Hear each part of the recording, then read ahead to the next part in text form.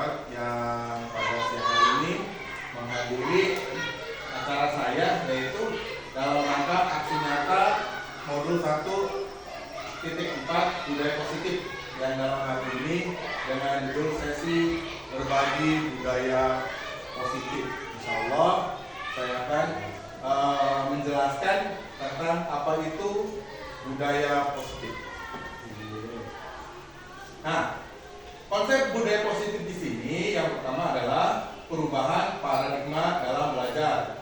Kemudian disiplin positif perilaku, motivasi manusia, kebutuhan dasar manusia, posisi kontrol, restitusi, keyakinan kelas, dan segitiga restitusi. Selanjutnya, tujuan pendidikan menurut Ki Hajar Dewantara adalah tujuan pendidikan yaitu menuntun segala kodrat yang ada pada anak-anak agar mereka dapat mencapai keselamatan dan kebahagiaan yang setinggi-tingginya, baik sebagai manusia maupun sebagai anggota masyarakat. Pembelajaran dengan paradigma baru. Pembelajaran paradigma baru merupakan pembelajaran yang berorientasi pada penguatan kompetensi dan pengembangan karakter yang sesuai dengan profil pelajar Pancasila. Dalam hal ini kita sebagai guru harus dituntut membentuk karakter siswa yang sesuai dengan profil pelajar Pancasila. Kemudian next. Ini adalah nilai-nilai kebajikan. Nilai-nilai kebajikan, nilai yang disepakati bersama, lepas dari suku, bangsa, agama, bahasa maupun latar belakangnya. Ini adalah contoh-contoh nilai kebajikan institusi atau organisasi. Yang pertama adalah profil pelajar Pancasila. Nilai kebajikan apa sih yang ada di profil pelajar Pancasila? Yang pertama adalah beriman dan bertakwa pada Tuhan Yang Maha Esa dan berakhlak mulia, berkebinekaan global, gotong royong, mandiri, kreatif, dan bernalar kritis. Ini adalah nilai-nilai yang terkandung dalam profil pelajar Pancasila yang harus kita bentuk sebagai guru. Selanjutnya, ini adalah kita bicara tentang disiplin politik. Apa sih disiplin positif? Dalam budaya kita, makna kata disiplin dimaknai menjadi sesuatu yang dilakukan seseorang pada orang lain untuk mendapatkan kepatuhan. Kita cenderung menghubungkan kata disiplin dengan ketidaknyamanan. Selanjutnya, Pak. Nah, kita juga harus bisa membedakan antara hukuman dan konsekuensi. Bahwa ini adalah apa yang atau kriteria hukuman dan kriteria konsekuensi. Biasanya hukuman cenderung ada unsur menyakiti. Biasanya hukuman seperti itu. Beda dengan konsekuensi. Biasanya kalau konsekuensi itu ada aturan atau ada keyakinan baik itu keyakinan kelas ataupun kesepakatan kelas yang sudah dibikin sehingga menimbulkan konsekuensi. Yang terakhir adalah restitusi, ya. Kemudian ada contoh-contoh bahwa apakah ini termasuk hukuman ataukah konsekuensi. Di sini kalau hukuman sistemnya tidak akan berjalan bila murid tidak takut atau mendorong menyalahkan diri. Anak belajar menyembunyikan kesalahan, dibuat oleh guru mencoba mengontrol anak dengan penguatan yang negatif, berbeda dengan konsekuensi. Kalau konsekuensi membutuhkan monitoring dan supervisi terus-menerus dari guru. Kemudian mendorong kepatuhan, anak belajar taat peraturan, dibuat oleh guru dan murid mencoba mengontrol dengan penguatan yang positif. Selanjutnya, ini adalah contoh hukuman atau konsekuensi. Kita lihat di sini. Di sini mencatat 100 kali di dalam buku kalimat saya tidak akan terlambat lagi. Menurut bapak-bapak dan ibu-ibu, apakah ini hukuman atau konsekuensi? Hukuman. Cek. Sepakat hukuman? Hukuman atau konsekuensi? Hukuman. Kita cek hukuman. Contoh sini. Hukuman ya. Nanti kita akan melihat apakah ini benar atau tidak. Ya, kemudian lari mengelilingi lapangan basket 2 kali karena terlambat hadir di sekolah. Hukuman apa konsekuensi? Hukuman.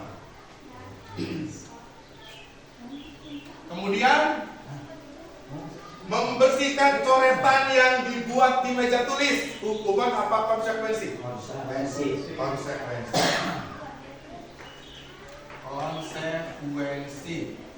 Tulisannya bagus Pak ya.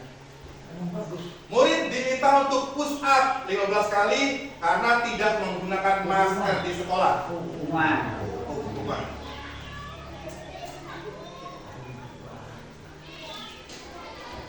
Menggantikan kertas tugas teman yang dicoret-coret. Hukuman apa konsekuensi? Konsekuensi.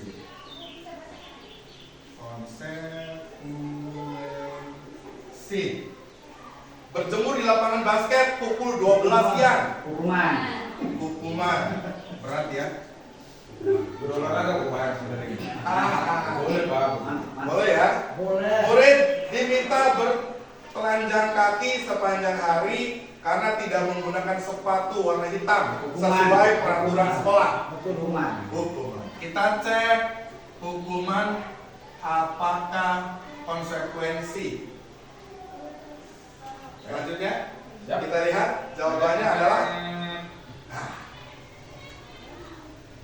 ternyata mencatat 100 kali dalam buku kalimat saya tidak akan terlambat lagi karena sekolah itu adalah sebuah konsekuensi.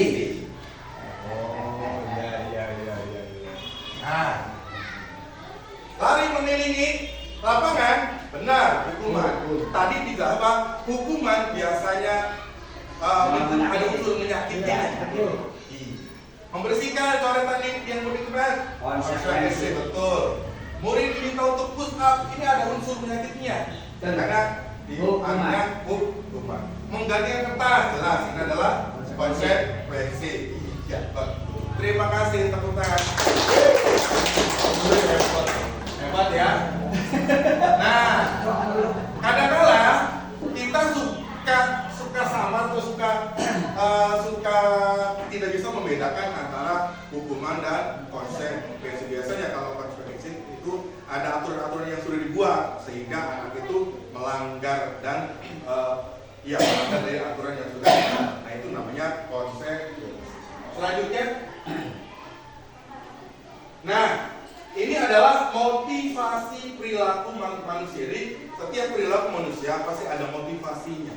Ada alasan ketika manusia melakukan hal tersebut. Di sini ada motivasi intrinsik, ada motivasi ekstrinsik, ada motivasi intrinsik. Kalau motivasi ekstrinsik ini untuk menghindari ketidaknyamanan. Kadang-kala motivasi perilaku manusia itu yang pertama adalah untuk menghindari ketidaknyamanan, akhirnya melakukan itu. Kemudian yang kedua adalah untuk mendapatkan imbalan atau penghargaan dari orang lain. Nah, ini termasuk dalam motivasi ekstrinsik dari luar. Motivasi yang cenderung atau yang terbuat dari luar. Kemudian yang dari dalamnya ini adalah motivasi intrinsik, itu untuk menjadi orang yang mereka inginkan dan menghargai diri sendiri dengan nilai-nilai mereka yang dipercaya. Selanjutnya, ini adalah hukuman atau penghargaan. Saat kita berulang kali menjanjikan hadiah kepada anak-anak agar berperilaku bertanggung jawab, atau kepada seorang murid agar mempelajari sesuatu yang baru, atau kepada seorang karyawan agar melakukan pekerjaan yang berkualitas, kita sedang berasumsi mereka tidak dapat melakukannya atau mereka tidak akan memilih untuk melakukannya. Ini kata-kata yang diberi Alfie Kohn. kebutuhan dasar manusia. Hakikatnya sebagai manusia itu pasti mempunyai kebutuhan dasar yang ingin dipenuhi. Nah, apa sih kebutuhan dasar? Kebutuhan dasar manusia adalah segala sesuatu yang kita lakukan untuk mendapatkan apa yang kita inginkan. Jadi setiap kita melakukan sesuatu itu pasti biasanya untuk memenuhi kebutuhan dasarnya. Jadi seluruh tindakan yang kita lakukan memiliki tujuan. Dan semua usaha terbaik yang kita lakukan adalah dalam rangka agar kebutuhan dasar kita terpenuhi dengan baik. Kebutuhan dasar manusia itu apa sih? Nah, kita lihat. Apa sih kebutuhan dasar manusia? Nah, ini adalah 5 kebutuhan dasar manusia. Yang pertama adalah bertahan hidup. Ya, bertahan hidup. Kemudian penguasaan, power ya, terus kasih sayang dan rasa diterima, kesenangan dan juga kebebasan. Ini adalah 5 kebutuhan dasar manusia yang jelas ya, pasti selalu dimiliki oleh manusia untuk melakukan sesuatu. Selanjutnya. Nah, ini contoh kasus. Ibu Ambar, guru kelas 2A di SD Pelita Hati, sedang bingung menghadapi pula salah satu murid di kelasnya, Doni. Beberapa anak di kelas 2A telah datang padanya dan mengeluhkan Doni yang seringkali meminta bekal makan siang mereka dengan paksa. Jika Anda menghadapi situasi seperti Ibu Ambar, apa yang akan Anda lakukan? Menurut Anda, kira-kira apa alasan Doni melakukan ini? Ada yang bisa bantu jawab? Kalau melihat cerita ini, apa sih yang kira-kira alasan Doni untuk melakukan sering minta bekal makan siang kepada temannya? Ya, bekalnya kurang, pasti lapar. Karena bekalnya kurang. Apalagi kalau dihubungkan dengan kebutuhan dasar manusia tadi, yang dari bertahan hidup, yang tadi penguasaan, kasih sayang, rasa diterima, kebebasan dan kesenangan, ada di kebutuhan dasar yang bagaimana yang ingin dipenuhi oleh Doni? Penguasaan. Pengen memiliki. Ada yang lain? Padahal itu hak orang lain yang membuat orang lain tidak senang. Sepakat? Selanjutnya, ada kasus berikutnya, yaitu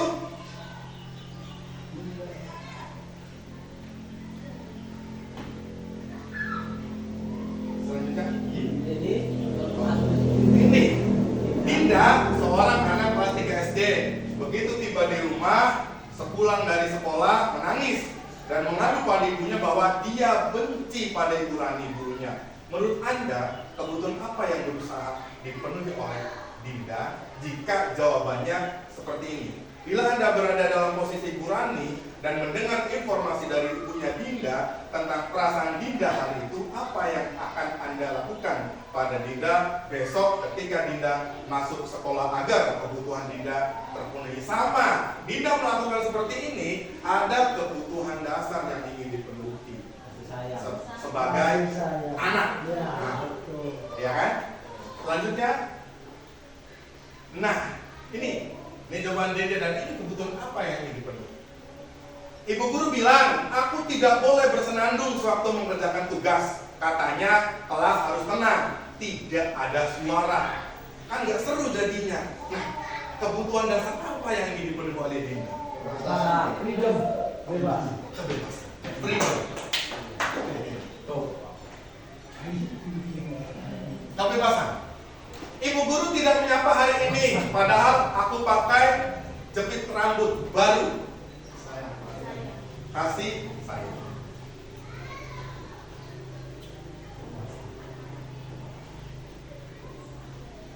Aku bosan, masa belajarnya cuma gitu-gitu aja, dengerin ibu guru aja. Tadi ada apa?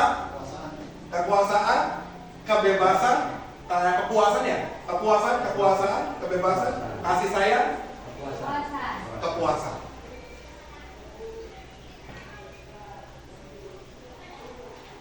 Aku sebel gambarku tidak rapi. Malah ibu guru nunjukin ke teman-temanku di depan kelas. Nah, tadi ada kebebasan, kasih sayang, kepuasan, bertahan hidup, sama apa tadi? Ayo.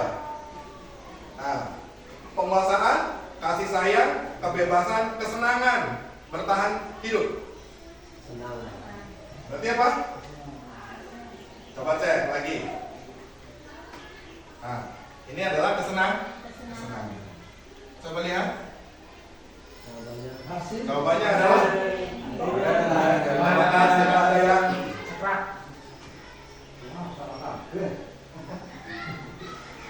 Apa? Ibu guru bilang aku tidak boleh bersenandung. Itu adalah kesenangan. Adalah kesenangan. Kurang tepat. Ibu guru tidak menyapa aku hari ini, padahal aku pakai jepit rambut baru adalah kasih sayang. Betul. Kasih sayang dan rasa ingin diterima. Aku bosan. Masa belajar cuma gitu aja adalah kebebasan, karena dia pengen bebas, tidak mau terpapar, tidak mau diatur. Sedangkan aku sebel. Ini adalah sebuah kebutuhan yang ingin dipenuhi adalah penguasaan. Saya ingin menguasai asli. Lumayan. Awal yang baik. Selanjutnya, nah ini adalah posisi kontrol restitusi. Nah, posisi kontrol di sini ada 5, ada penghukum, ada pembuat merasa bersalah, ada posisi kontrol sebagai teman, ada posisi kontrol sebagai pemantau, dan ada posisi kontrol sebagai manajer. Nanti kita lihat contoh-contoh posisi kontrol seperti penghukum itu seperti apa, posisi kontrol pembuat merasa bersalah itu seperti apa, posisi kontrol sebagai teman itu seperti apa, dan posisi kontrol sebagai pemantau dan manajer juga seperti apa. Selanjutnya kita lihat dulu. Nah, ini adalah motivasi berbuat salah. Ini adalah gambarnya ya. Ini adalah gambarnya. Nah, ini penghukum biasanya cenderung menghardik, menunjuk-nunjuk, menyakiti, atau membuat orang yang merasa bersalah berceramah, menunjukkan kekecewaan mendalam. Sebagai teman biasanya membuat alasan-alasan untuk modusnya, dan sebagai pemantau menghitung dan mengukur. Sebagai manajer mengajukan pertanyaan. Ini adalah motivasi eksternal dan motivasi intrinsik. Kalau penghukum, pembuat merasa bersalah, teman, pemantau itu termasuk dalam motivasi eksternal. Kalau manajer itu adalah motivasi intrinsik. Selanjutnya, nah ini adalah contoh penerapan 5 posisi kontrol. Kasusnya, siswa tidak memakai pakaian merah putih padahal hari ini hari Senin. Tidak boleh mengikuti pelajaran ini. Ini adalah posisi kontrol sebagai penghukum kalau menggunakan kalimat seperti ini. Selanjutnya, berpakaian. Berapa kali Pak Guru harus memberitahu kamu selalu saja mengecewakan Pak Guru? Ini adalah sebagai posisi orang merasa bersalah kepada muridnya yang merasa bersalah. Nah, posisi kontrol. Selanjutnya, ayo dong ikuti kesepakatan kelas yang sudah tidak apa-apa, lain kali pakai baju merah putih. Ya, ini adalah posisi kontrol sebagai teman. Tadi posisi kontrol ya sebagai penghukum. Terus sebagai perasa bersalah, sebagai teman, sebagai pemantau, dan sebagai manajer. Kalau yang pemantau, kamu melanggar kesepakatan kelas karena tidak memakai baju merah putih. Kamu tahu kan konsekuensinya? Selanjutnya, dan ini adalah yang terakhir adalah posisi kontrol sebagai manajer. Apakah kamu tahu kesalahan kamu? Kira-kira bagaimana kamu memperbaiki kesalahan? Ini adalah posisi kamu sebagai manajer. Biasanya manajer diajak ngobrol sehingga anak-anak itu timbul kesadaran dari luar. Karena peraturan posisi kontrol yang sering kita lakukan adalah posisi kontrol sebagai penghukum yang cepat dilaksanakan, tetapi biasanya tidak berefek baik kepada anak. Tadi biasanya anak lebih cenderung nanti menutupi kesalahan-kesalahan sendiri biar dia menghindari rasa ketidaknyamanan. Selanjutnya, nah, posisi kontrol apakah saya kecewa sekali dengan kamu. Posisi kontrol apa ini? Posisi kontrol sebagai saya kecewa sekali dengan kamu. Berarti sebagai perasa bersalah. Ya kan? Kemudian selanjutnya, kamu tidak pernah benar melakukannya. Posisi kontrol apakah ini? Ini adalah posisi kontrol, kamu tidak pernah benar melakukannya. Berarti teman mengeluh atau merasa bersalah. Nah, selanjutnya apa rencanamu untuk menyelesaikan masalah ini? Ini adalah posisi kontrol sebagai manajer. Kemudian berikutnya, ayolah lakukan demi bapak ibu. Ini adalah posisi kontrol sebagai teman. Betul. Terus, kamu tidak akan mendapat nilai jika tidak mengerjakan tugas. Sebagai komandan. Selanjutnya, Pak. Nah, saya kecewa sekali dengan kamu. Itu membuat merasa bersalah. Kamu tidak pernah benar melakukan. Ini adalah posisi-posisi kontrol yang biasanya ada atau yang biasanya tidak sadar sudah kita lakukan. Nah, posisi kontrol apakah yang sering kita lakukan setiap hari terhadap peserta didik kita? Yang paling bagus adalah posisi kontrol sebagai manajer. Itu akan memuaskan dan biasanya murid akan dari hati untuk melakukan kebenaran-kebenaran yang selanjutnya, tidak terpaksa. Lanjut. Nah, ini keyakinan kelas. Keyakinan kelas. Kenapa harus keyakinan kelas? Kenapa tidak menjadi peraturan kelas? Ya. Dulu Papa tertib kelas gitu lah. Kenapa harus keyakinan kelas?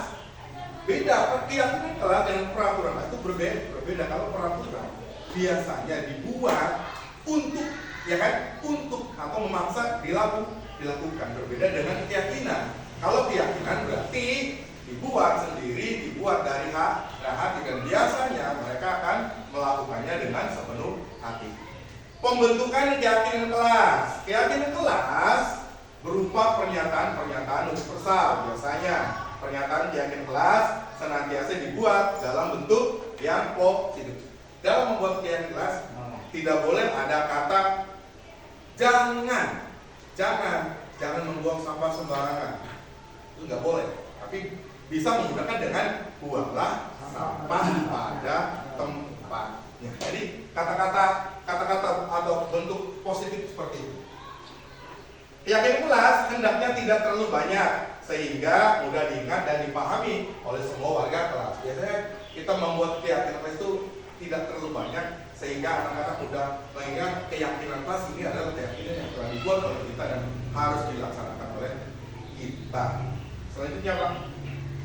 Nah, ini adalah pernah membuat ini adalah prosedur pembentukan keyakinan kelas. Jadi anak-anak dibeli stick note untuk menuliskan apa sih yang kamu inginkan di kelas ini. Nanti mereka melakukan sendiri. Nanti kita memilah-milah dan memilih-milih sehingga terbentuklah sebuah keyakinan kelas dengan panduan yang sudah kita lakukan. Selanjutnya, Pak.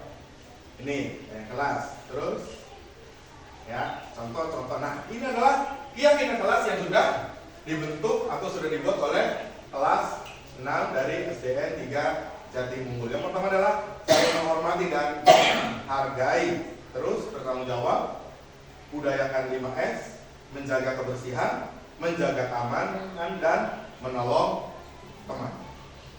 Selanjutnya, nah, ini adalah kelas testimoni yang sudah dilakukan ketika setelah membuat keyakinan kelas.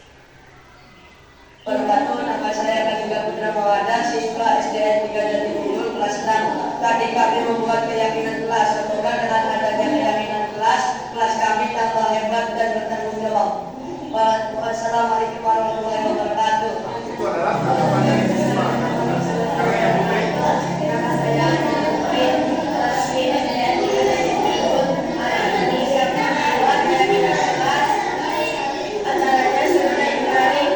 Semoga saya bisa menjaga keyakinan kelas ini. Wassalamualaikum warahmatullahi wabarakatuh.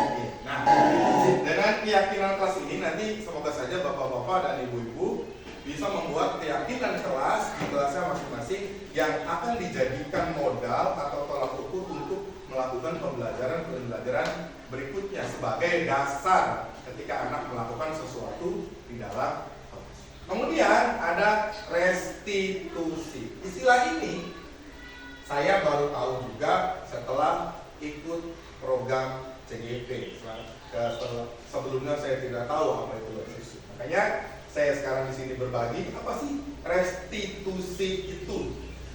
Restitusi adalah proses menciptakan kondisi bagi murid untuk memperbaiki kesalahan mereka sehingga mereka bisa kembali pada kelompok mereka dengan karakter yang lebih kuat. Nah, artinya restitusi ini adalah membuat mental anak yang sudah melakukan kesalahan menjadi baik lagi dan menjadi lebih baik lagi sehingga dia melupakan tentang apa yang sudah dilakukan tersebut karena proses restitusi. Selanjutnya, nah dalam restitusi ada proses menstabilkan identitas. Yang pertama dalam proses restitusi itu ada menstabilkan identitas. Berdasarkan prinsip membuat kesalahan adalah bagian dari proses pembelajaran. Pada prinsip membuat kesalahan adalah bagian dari proses pembelajaran. Nah, bagaimana sih kalimatnya? Contoh menstabilkan identitas itu, berbuat salah itu wajar. Tidak ada manusia yang sempurna. Ibu, bapak juga pernah melakukan itu. Ibu, bapak tidak mau mencari siapa yang salah, tapi ibu, bapak ingin mencari solusi dari permasalahan itu. Kamu berhak merasa seperti itu. Ini adalah kalimat-kalimat untuk menstabilkan identitas anak. Selanjutnya, setelah menstabilkan identitas anak, kita akan ke validasi tindakan yang salah. Bagaimana sih kalimatnya untuk validasi tindakan yang salahnya setelah kita tadi menstabilkan identitas? Kamu pasti mempunyai alasan mengapa melakukan hal itu. Padahal kamu bisa melakukan yang lebih buruk dari ini. Kamu pasti bangga karena telah melindungi sesuatu yang penting buat kamu. Kamu melakukannya karena mempertahankan sesuatu yang penting. Ini adalah kalimat-kalimat validasi tindakan yang salah yang kita lakukan dalam membuat restitusi. Yang terakhir adalah menanyakan keyakinan. Itu adalah pokok-pokok penting yang harus dilakukan kita ketika kita melakukan restitusi. Yang terakhir adalah menanyakan keyakinan. Apa sih keyakinan kelas yang kita sudah buat? Sudah sesuaikah dengan keyakinan yang kita buat? Seperti apa gambaran kelas yang kita? Ini adalah keyakinan yang ditanyakan ketika menanyakan keyakinan pada restitusi yang terakhir. Selanjutnya di sini ada, nah ini ciri-ciri restitusi. Restitusi bukan untuk menebus kesalahan, namun untuk belajar dari kesalahan, memperbaiki hubungan. Menurut saya restitusi adalah tawaran, bukan pasangan. Restitusi menuntun untuk melihat ke dalam diri, fokus pada karakter, bukan tindakan, menguatkan dan fokus pada solusi. Ini adalah ciri-ciri dari restitusi. Jadi kita melakukan menstabilkan identitas, validasi tindakan yang salah, kemudian menanyakan keyakinan. Ini adalah contoh-contoh restitusi. Selanjutnya ini yang dinamakan segitiga restitusi. Yang pertama tadi menstabilkan identitas. Ini adalah contoh kalimat-kalimatnya untuk menstabilkan identitas. Setelah menstabilkan identitas, kita melakukan validasi tindakan yang salah. Tindakan yang salah yang dilakukan oleh siswa. Kemudian setelah itu, setelah validasi tindakan salah, kita menanyakan keyakinan kelas apa yang telah kita sepakati. Kamu ingin menjadi orang seperti apa? Apakah sudah sesuai dengan keyakinan kelas yang kita buat? Karena keyakinan kelas tadi yang sudah kita bikin adalah yang mereka sendiri yang membuat. Sehingga dengan begitu anak-anak akan merenungkan kembali tindakan-tindakan yang sudah mereka lakukan. Lanjut. Nah, ini contoh kasusnya. Almas Kifari, siswa SD Trinity Munggul adalah dalang wayang cilik yang mulai dikenal oleh masyarakat, sehingga banyak undangan atau panggilan untuk pentas atau manggung yang mengakibatkan Almas Kifari jarang masuk sekolah karena pulang larut malam dan susah bangun pagi, sehingga ketinggalan di pelajaran matematik yang mengakibatkan guru melakukan segitiga restitusi.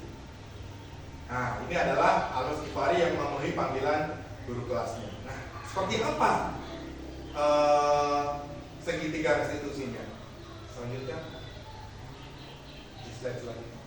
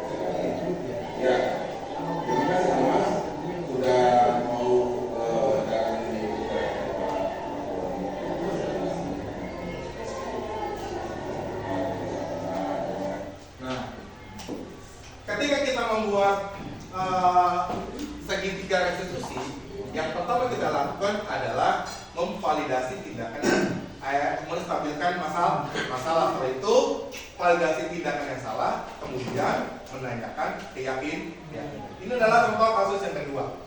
Kaliga siswa kelas 4 MDTA alih kelas mulai jarang masuk madrasah dikarenakan sedang sibuk mempersiapkan lomba tingkat 2, sehingga Kaliga tertinggal di mata pelajaran fikih. Selanjutnya Kaliga ini memenuhi panggilan guru madrasah, dan selanjutnya adalah proses segitiga restitusinya seperti apa. Pertama adalah menstabilkan masalah. Kaliga hari ini dalam kalimat madrasah, kenapa ya? Oh, sudah lupa.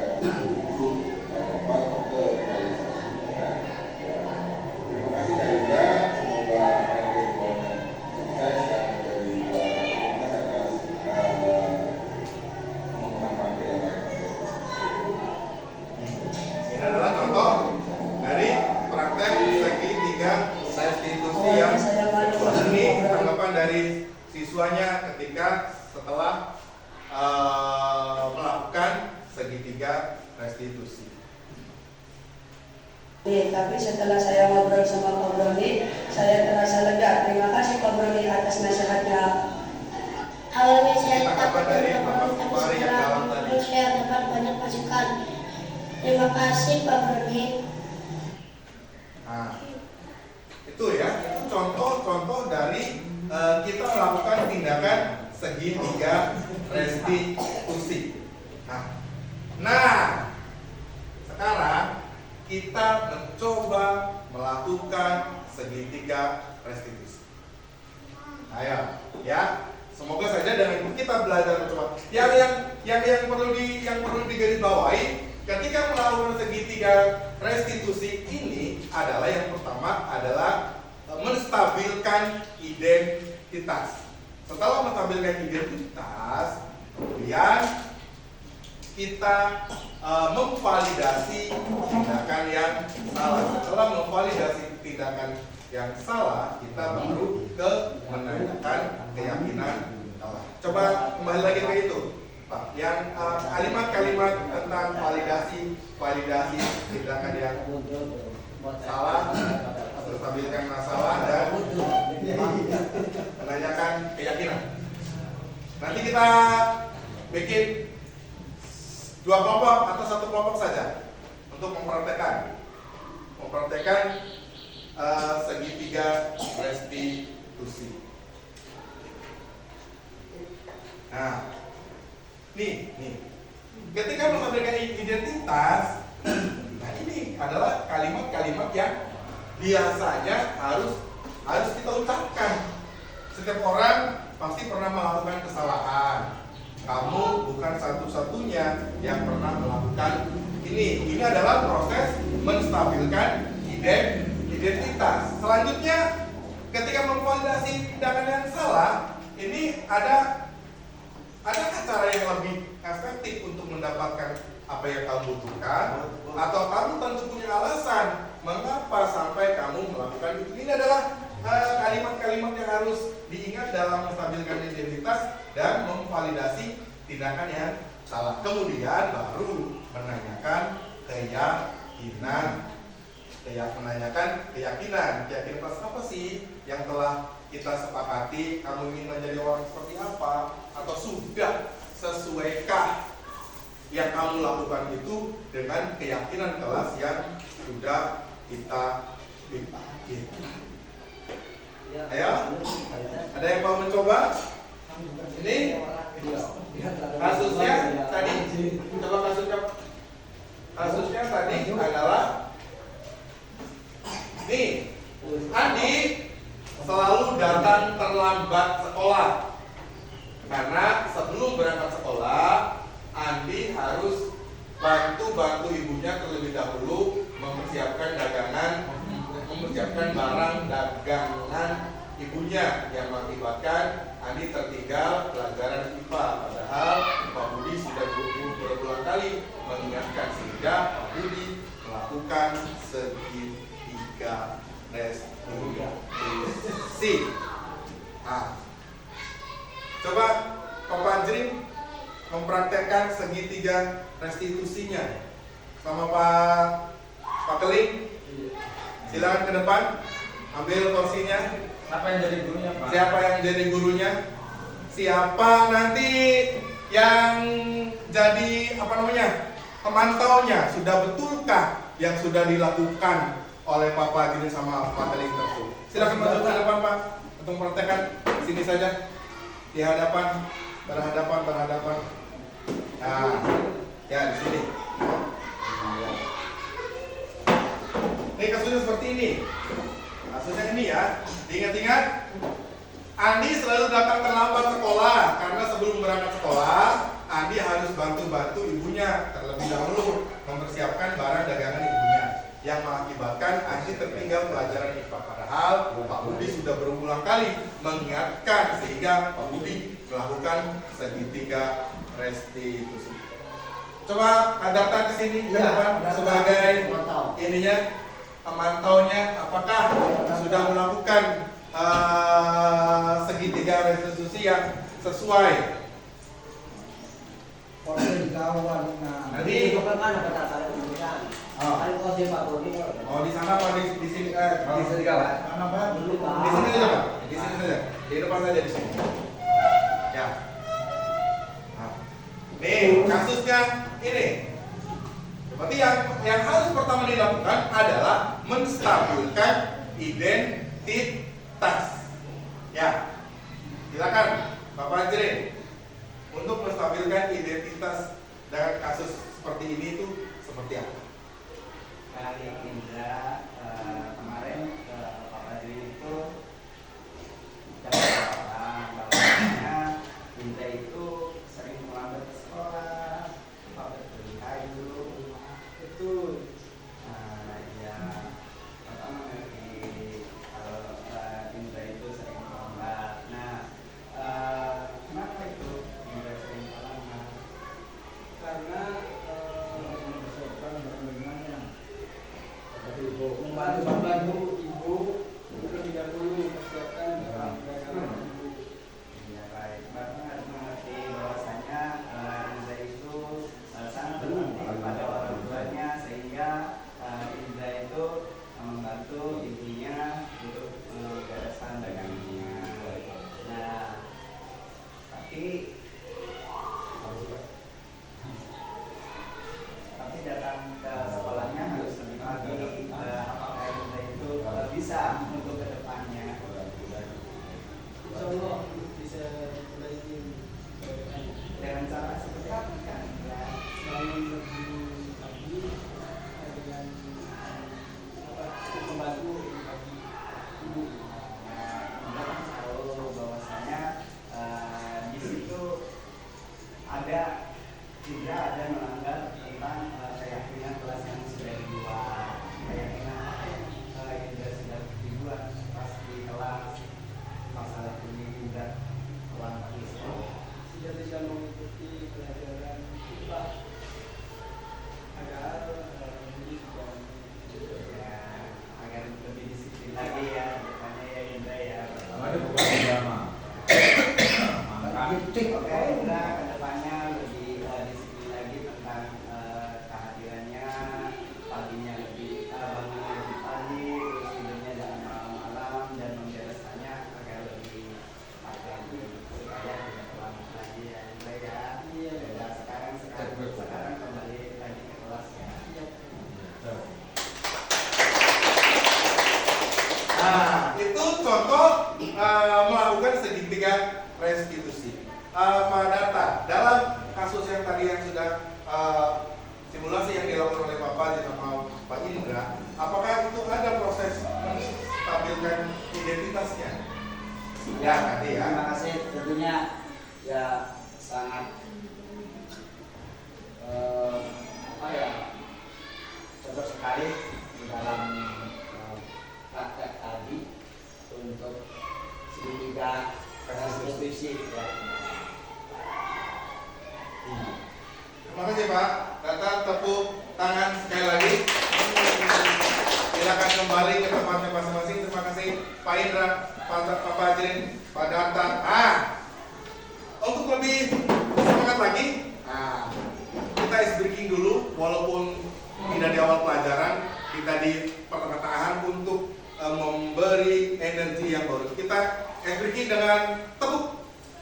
Kalau tepuk satu, tepuk satu, tepuk satu, tepuk dua, tepuk tiga, tepuk empat, tepuk lima. Bisa? Coba kita tes. Coba kita tes ya. Lumayan lah ya. Tepuk satu, tepuk satu, tepuk dua, tepuk tiga, tepuk empat, tepuk lima. Ulangi. Tepuk satu, tepuk satu, tepuk dua, tepuk tiga, tepuk empat, tepuk lima. Dua kali tepuk lima. Iya. Oke, nah masih ice breaking. Nah, karena tadi ada kelupaan di awal, gak apa-apa, karena saking semangatnya. Saya kasihkan stick note, nanti bisa ditulis perasaan hari ini. Ya, sebelum ini hitung refleksi ya dari pembelajaran hari ini. Silakan ditulis.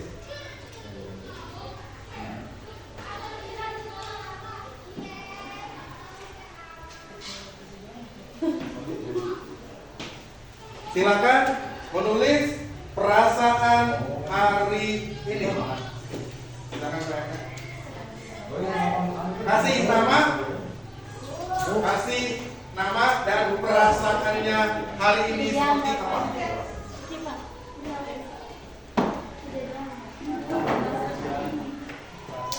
Ya, perasaan hari ini. Perasaan hari ini. Silakan.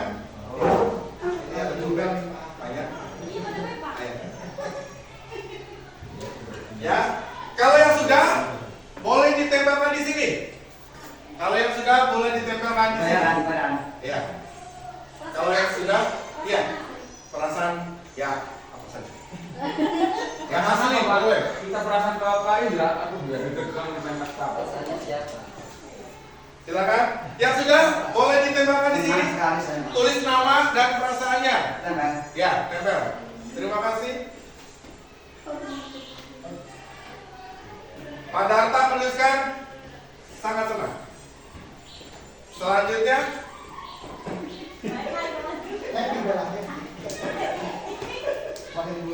Saya senang lah dapat pengalaman baru, dapat ilmu baru. happy. Pak Eka Nurian Nugraha menulis kata happy perasaan hari ini. Pak Jenal Mutakin sangat nikmat karena ada hidangan yang tersedia katanya. Selanjutnya Pak Indra, agak rapi ya. Nah. Pak Saiful, saya sangat senang bisa membuka wawasan baru yang positif. Ya, betul. Karena kita sedang berbagi budaya positif. Selanjutnya, nah,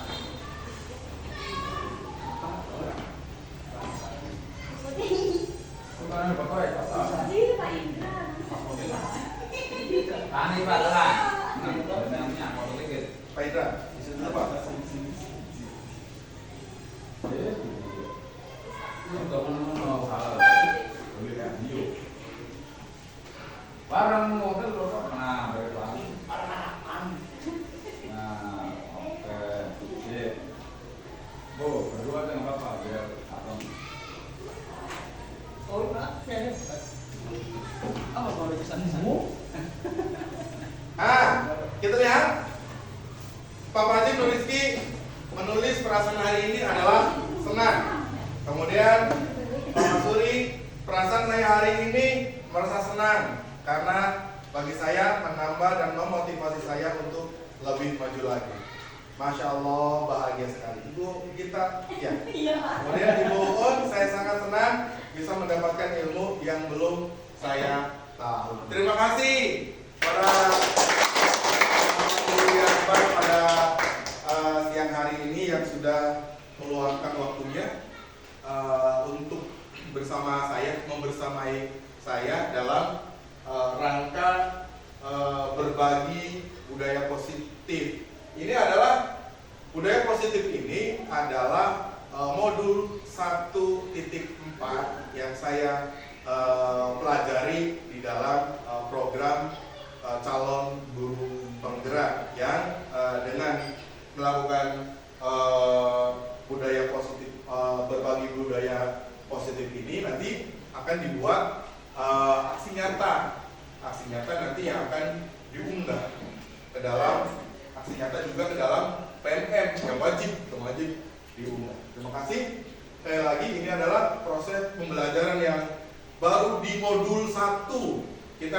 Saya Nanti dalam program CGP ini ada tiga modul. Modul 1. Dan sekarang baru di modul 2.1 itu dalam pembelajaran berdiferensiasi. Tapi dalam aksi berbagi budaya positif ini adalah ada di modul 1.4 yang semoga saja dengan tadi mendengarkan penjelasan dan praktek-praktek atau melihat juga mempraktekkan tadi segitiga revolusi, kita dapat menambah ilmu baru, mendapat pengalaman baru yang yang kita dapatkan pada hari ini, karena apa yang kita dapatkan hari ini menjadi modal utama, modal yang bagus ke depannya untuk melakukan pembelajaran yang lebih baik. Terima kasih sekali lagi pada Ibu Bapak guru yang hebat. Untuk menutupnya, nanti kita ada sesi foto ya Pak? Iya. Ada pantun untuk menutupi sesi pada siang hari ini.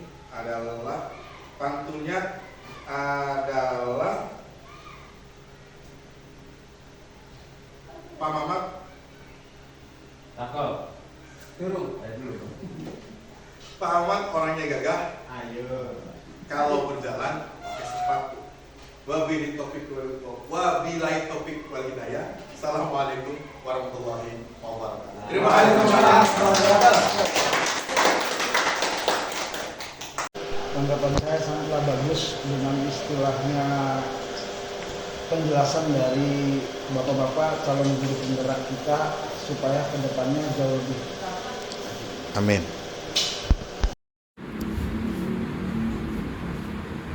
Bismillahirrahmanirrahim. Assalamualaikum warahmatullahi wabarakatuh. Saya Muhammad Syaful Bahri, teman sejawat dari Pak Tabroni CGP Angkatan 11.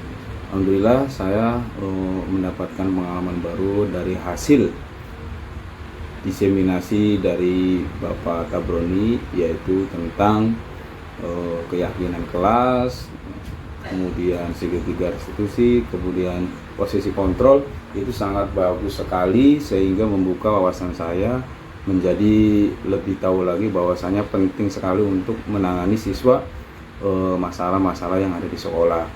Oleh karena itu, mudah-mudahan dengan berbagai praktek belajar baik, yaitu budaya positif, saya bisa juga melaksanakan untuk di sekolah saya sendiri, khususnya dalam bidang pelajaran saya sendiri.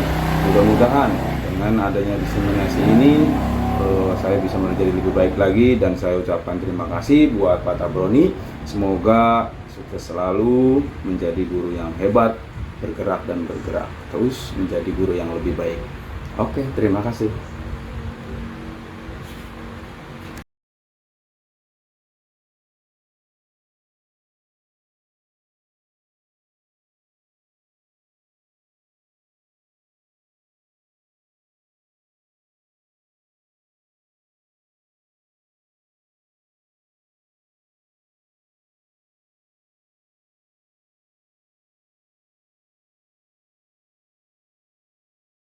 Assalamualaikum warahmatullahi wabarakatuh. Nama saya Ayana Putri, kelas D SDN 3 Jatimunggul. Hari ini kami membuat keyakinan kelas. Acaranya seru dan menarik. Semoga saya bisa menjaga keyakinan kelas ini. Wassalamualaikum warahmatullahi wabarakatuh. Assalamualaikum warahmatullahi wabarakatuh. Nama saya Kalingga Putra Mawada, siswa SDN 3 Jatimunggul kelas 6. Tadi kami membuat keyakinan kelas. Semoga dengan adanya keyakinan kelas kami tambah hebat dan bertanggung jawab. Wassalamualaikum warahmatullahi wabarakatuh.